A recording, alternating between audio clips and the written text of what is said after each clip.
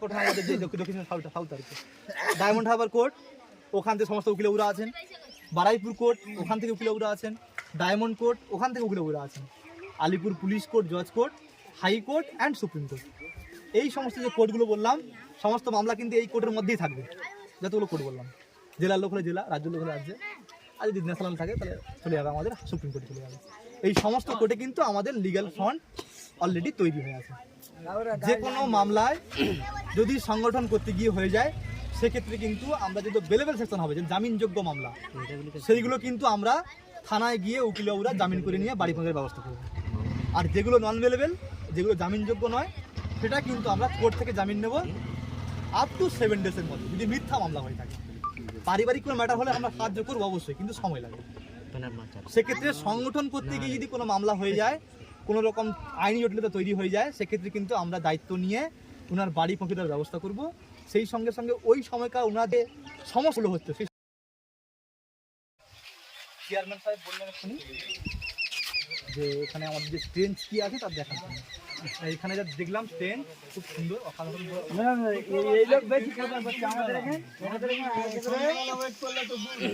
না না না, আমি জমায়েত চাইছিলাম। আচ্ছা জমায়েত জমায়েত বলতে ভাই শোনো একটু কি বলছে। আমাদের এখন দেখতে হবে, আমরা সর্বপ্রথম কিন্তু আইএসএফ থেকে যাদবপুর লোকসভায় ক্যান্ডিডেট দিয়েছি, সর্বপ্রথম। এর আগে লোকসভায় লড়াইনি। বিধানসভা স্টার্টিং হয়েছে, পঞ্চায়েতে হয়েছে, পঞ্চায়েতে কেউ ভোট দিতে পারে না, কেউ ভোট দিতে পারে না। আর সেক্ষেত্রে লোকসভায় আমরা কিন্তু সর্বপ্রথম দল হিসেবে আমরা মানে অ্যাকচুয়াল হচ্ছে প্রতিদ্বন্দ্বিতা করছি। তো সেক্ষেত্রে এইবারে লক্ষ্য রাখতে হবে যতটা সম্ভব ভোট করানো, ভোট দেওয়া নয়। হ্যাঁ, ভোট তো তুমি দেবে, সেটা তো কনফার্ম, কিন্তু ভোট করাতে হবে। কেমনভাবে করাতে হবে? একজন ব্যক্তি পারে 10 জন 15 জন 20 জনকে মোটিভেট করা যায়। ভাই এটা ভালো শৃঙ্খলা বুঝে বজায় রাখবে, ঝামেলা বেরিয়ে পড়বে না।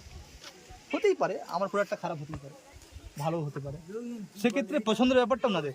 কিন্তু আমাদের বোঝাতে হবে যে আমরা যদি সচেতন না হই তাহলে কিন্তু আমরাই পিছিয়ে পড়ব। তুমি ভাইজানকে ভালোবাসলে ভাইজানকে ভোট দিবে, ভাইজান ভালো কথাই বলছে। আর 3 বছরের আয়োজন হচ্ছে, 3 বছর রাজনীতি করছে, এই কোথাও দেখেছো মন্দির মসজিদে কোনো একই হচ্ছে? মন্দির করে দিচ্ছে, মসজিদ করে দিচ্ছে, হচ্ছে হচ্ছে না। তাহলে সচেতন, সেই ক্ষেত্রে যদি আমি সচেতন হয়ে গেলাম, আমার পাশের বাড়িটা সচেতন হলো না, আর দেখা গেল বিজেপি ঢুকলো বা টিএমসি ঢুকলো বা যেগুলো ঢুকলো, তাহলে আলটিমেটলি কী হলো, আমাদের আওয়াজটা কিন্তু মার্ক করলো কিন্তু যে আইএসএফ এটা পুরো গ্রাউন্ড, এই গ্রাউন্ডে ডেভেলপ তো শেষ। সেই সঙ্গে সঙ্গে কিন্তু ইচ্ছা খুশি মুরগির মতো কেস দেবে। যেটা ভাঙড়ে হচ্ছিলো, ভাঙড়ে যখন বিধানসভা আইএসএফ কমপ্লিট করলো, তারপর থেকে পার ডে আমি নিজে মানে জামিন করেছি আর বন্ড দিয়েছি 700 থেকে 800-এর উপরে, কোনো সময় 1000 ক্রস করে যাবে প্রত্যেক দিন। কিছু করার নেই, কে বলবে? সেই ক্ষেত্রে এবারে দেখো, বিজেপির আমলে হোক, তৃণমূলের আমলে হোক, আজকে আরাবুল ইসলাম উনি টিএমসির কিন্তু একজন সক্রিয় নেতা। ভাঙড়ে যদি তৃণমূলকেও নিয়ে যায়, সেটা হচ্ছে আরাবুল ইসলাম। সেই আরাবুল ইসলাম গ্যারেজ হয়ে গেল, টিএমসি ছাড়াচ্ছে না, কি করছে। আর আমরা তো ছোটো ফোটো যারা সংগঠনের নেতা আছি, কিংবা বুথ স্তরে যারা কাজ করবো কর্মী, আমরা আমাদের কিছু হলে কে দেখবে? অত বড় নেতাকে দেখছে না। শাহজাহান এখন কাঁদছে, বলছে কি ভুল করলাম আমি, এরকম যদি জানতাম আমি করতাম না। কাঁদছে, এখন কাঁদলে কি হবে, ভুল তো করে ফেলেছে। সেই ক্ষেত্রে বুঝতে হবে যে কত বড় বড় মন্ত্রী জেলে চলে গেল, কত বড় বড় নেতা চলে গেল। আর সেক্ষেত্রে আমরা বুথে কেন ঝামেলা করতে যাবো, আর কেন মারামারি করবো? পছন্দ না লাগে দেবো না ভোট, কি সমস্যা আমাদের? কিন্তু কেসটা করলে ভাই কেস খাবো কে? আমার প্রতিবেশী কেস খাবে, আমি কেস খাবো, মাথা ফাটবে তার আমার। ঠিক আছে, এবছর পুরো চুঙ্গুতে হবে। হ্যাঁ ইনশাআল্লাহ, তো বুঝে হবে তো? হ্যাঁ, পুরো চোখ বুঝে আসবে। আইএসএফ শুধু চোখ বুঝে হলে হবে না, হওয়াতে হবে মানে কনফার্ম সাপোর্ট করবো আমি। একদম কে আমরা এখন যাদবপুর লোকসভা, মানে একটা বাড়ির লোকসভা। হ্যাঁ, আমরা এখন সব একটা বাড়ির লোক জানিয়ে দিচ্ছি যে প্রত্যেকটা বুথে আমাদের টেবিলটা লম্বা হয়ে গেছে, দূরে পর্যন্ত যেতে সময় লাগবে, তাতে কি আছে, সমস্যা নেই। একই ঘরে সব আমরা আলোচনা তাই করছিলাম, আমরা 28 জন মানে ওদের সাথে দেওয়া করবো, গাইনে যাওয়া বলে আলোচনা করে দিলাম। ভাই যদি তোমাদের এখানে এসে দেখা করে তাহলে কেরম খুশি হবে, আরো ভালো হবে তো ইনশাআল্লাহ। ইনশাআল্লাহ ঠিক আছে, চলো সেই ব্যবস্থাই করা হচ্ছে ইনশাআল্লাহ। উনি খুব ওই দিন না করে কি করে হবে?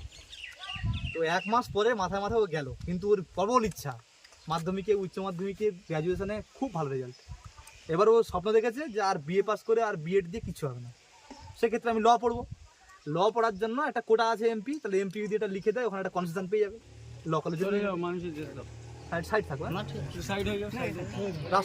যদি এখন আমাদের প্রার্থী নুর আলম খান, হ্যাঁ নুর আলম খান এই লোক দেখিয়ে দেবো আমি। আর ভাগ্য চক্রে ওই চলে এসেছিল একবার, একটু গাইতে পারতো না ওই হাইকোর্টে একটা ভালো ছিল। আমি বলেছিলাম আমি শুটিং এ ব্যস্ত আছি এখন, তোমাকে এমপি করে পাঠিয়েছি শুটিং করার জন্য, বলো দেখি হতে পারে তোমার ভালো লাগে শুটিং করো না, তুমি শুটিং মুভি করো, আমার আপত্তি কিছু নেই, কিন্তু তুমি তো আগে জনগণের কথাটা দেখবে তো। 18 লাখ লোক তোমাকে পাঠিয়েছে এমপি করে, হবে সংগঠন যাতে সুন্দরভাবে এগিয়ে যেতে পারে, সেই সঙ্গে সঙ্গে নিজেদের একটা দল তৈরি হয়েছে, নিজের দলটা যদি এগিয়ে যেতে পারে সেটা মাথা রাখতে হবে। আর সমস্যা, আইনি জটিলতা এগুলো যদি হয়, আমাদের লিগ্যাল ফান্ড তো আছে, লিগ্যাল ফান্ড আইনি সমস্যা মেটানো, আর সম্পূর্ণ সিভিল ম্যাটার ক্রিমিনাল ম্যাটার ভাবতে হবে না।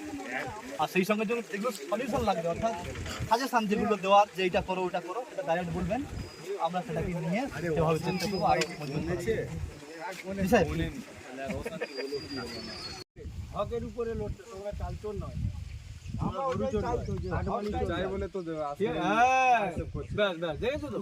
মজবুত আছে। বিশেষ করে ভাই সত্যি বলতে কি একটা কথা, আমাদের ধর্ম নিয়ে রাজনীতি করি না যদিও, নির্দিষ্ট সম্প্রদায়কে ব্যবহার করা যায় কিন্তু, এসসি এসটি ওবিসি আর মুসলিম।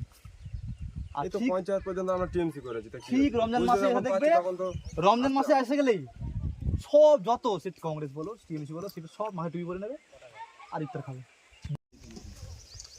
আত্মীয় বাড়ি এসেছিল, বলে এর মধ্যে ঘুরে যায়, আমাদের ছেলে পুলেরা কেমন আছে। হ্যাঁ হ্যাঁ, আমাদের সব ভাইরা কোথায় কি করছে দেখতে হবে না।